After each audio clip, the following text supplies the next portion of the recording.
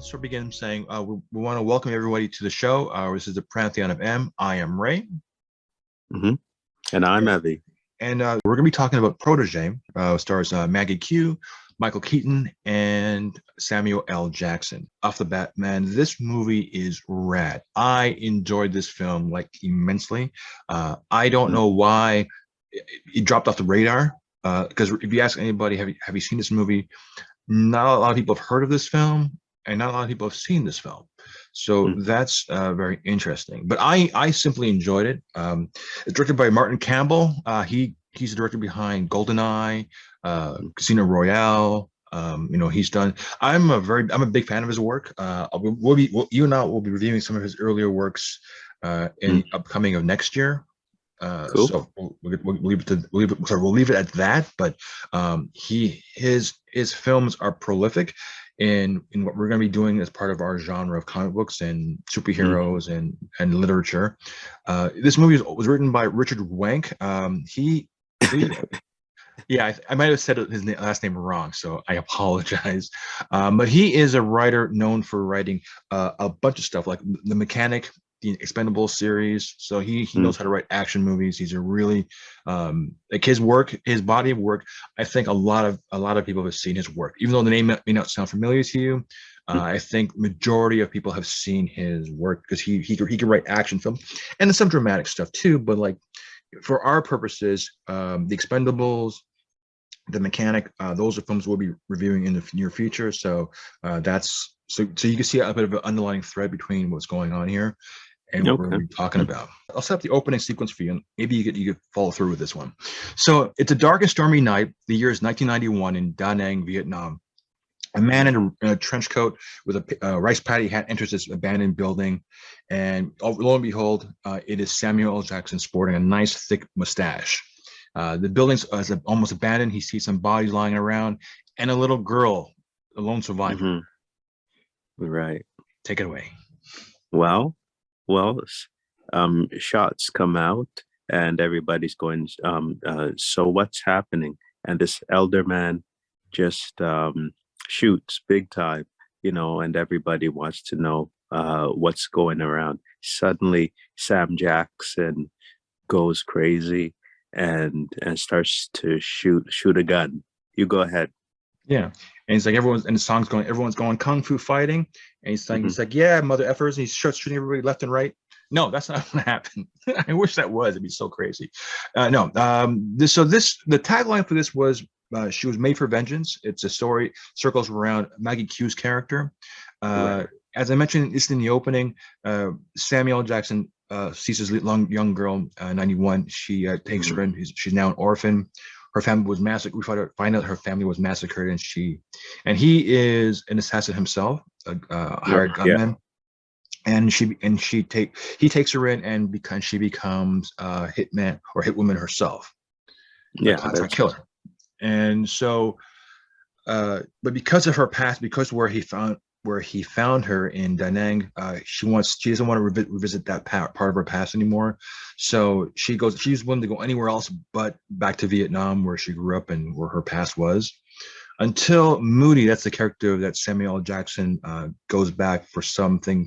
We don't know what it is at this point, but it gets him killed, and she is targeted for what she may possess or may know. It stars Michael Keaton, who plays Rembrandt. There is a really nice and very interesting dynamic between these two. It's like a cat and mouse, little foreplay going on. We don't know if they're in love or if they're just testing the waters. It's really interesting how that plays out. It's kind of like a wire work in between two people. And for a person, I'm not sure how old Michael Keaton is, but he can really do some action sequences and fight sequences, and it's believable. So when he does the Flash coming up, I think it's the Flashpoint. He's replaying the character of Batman. I think he can do it. I think when you see him back in the cape and cowl, I think you're going to see him be Batman. I really do believe, after seeing this film, that he can actually hold his own and really follow through with some stunt work and some fighting sequences and really, take charge. In addition to that, I'm just going to add on this to say, and I'll let you go on, Evy, is that Maggie Q worked with Jackie Chan. She was one of the few females who ever worked on the stunt team. Mhm. So when you see her do these stunts, even though she's very, very thin and wiry looking, she's a professional. She does most of those stunts and those action sequences, and she helps choreograph some of that work. So working with Martin Campbell, the director, and her, they really put the A game on it. And a lot of the critics who seen this film, above all else, credit Maggie Q for doing a great performance, and I think that stands out in this film. Mm-hmm. Yeah, really, really good. Really good. Just love it. Mm-hmm.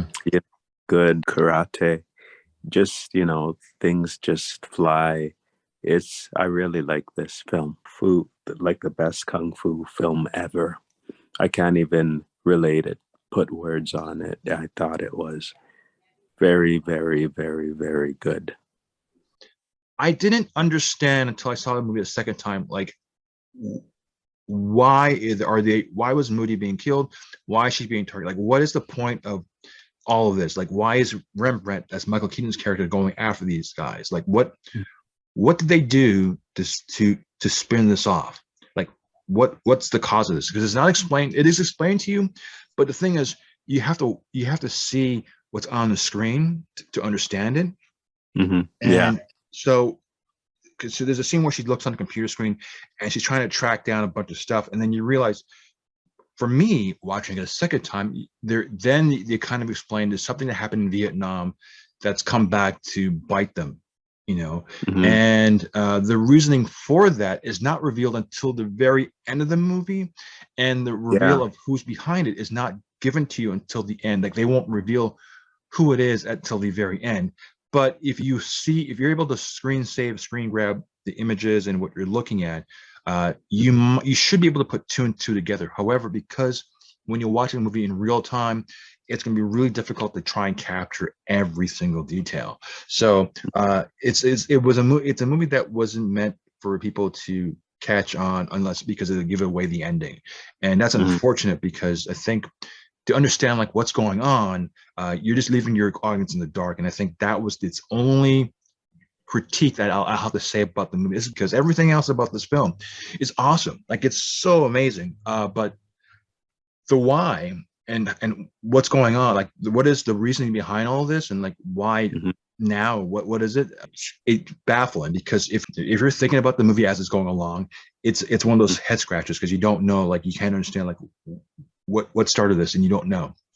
It's true. What actually got me was the special effects. That's what got me, to be honest with you. To review, I've done a thing I call Zulu time, the point of no return. I watch a film and I stop at the 1 hour and 7 minute mark, and within that 60-second window, I stop anywhere in that 60 seconds, and I say to myself, at that point, without knowing how the ending is going to go, whether it's good or bad, is this a movie that I like to watch? Is this a movie that I find interesting? Is it getting my attention? Is it really bad? Is the action good? Like, is it holding my attention? Is this fulfilling for me? Like, what am I getting out of this? And is this worth watching? Is this worth watching to the end? And with this movie, like I said at the top, this movie is just rad. At the point where the minute 7 is that Rembrandt just got betrayed by his own people, and she's taken out the guys already in the suite when he comes back for revenge. He doesn't know that she's in the room with a shotgun ready to kill him. And when he says, like, what happened to your hand, while he's on the phone, indicating that she knows like where he is, it's just amazing. And the thriller, the intensity of it is, I think is really, really tight. I think the action is top notch, and with her and the banter between these two, the chemistry between the two, even though yes, he's older, and because how old he is not believable, because it's a stretch. However, his performance, his swagger, his demeanor, and the way he's charismatic, doesn't matter. I think, and also too, he's Batman. He could do no wrong, in my opinion. So I liked it, and I think Samuel L. Jackson. I mean, he is naturally smooth. He's funny. He's vulnerable, and the cool thing about what Sam, if you listen to the dialogue, especially at the end, he's almost saying the same lines from his character from Pulp Fiction about a man who's evil, and he's an evil man, and like not necessarily the Ezekiel 17 25:17. He's just saying the part where he's in the restaurant he's talking to Tim Roth's character, and you're evil. You're an evil man. I'm the tyranny of evil men, and you're just a guy who's just doing bad stuff, kind of thing. And he recognizes evil. Game recognizes game, sort of thing. So like he's just giving this speech out, but it's really tat for tat, mirroring that type of dialogue. And I think that if you're a fan of Pulp Fiction, you're gonna get a little bit of that, which is kind of exciting for me. So I thought that was really, really good. Any last words? Yeah, you know what? I do agree. I love the special effects. I love the movie of what happens going on. Yeah, so it did. Yeah. So I do love the Protege as well as the Protege.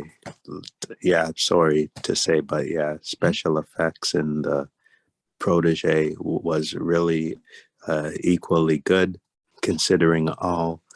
Yeah, I definitely do love that one.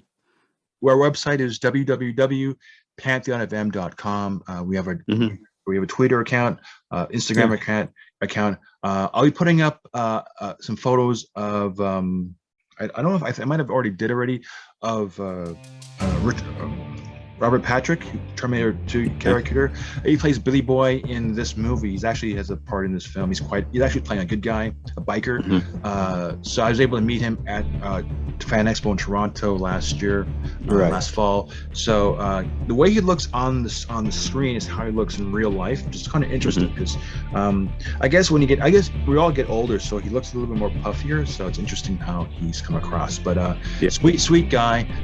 So with that, I'm going to say I'm Ray. And I'm Evy. We'll talk to you next week. Take care.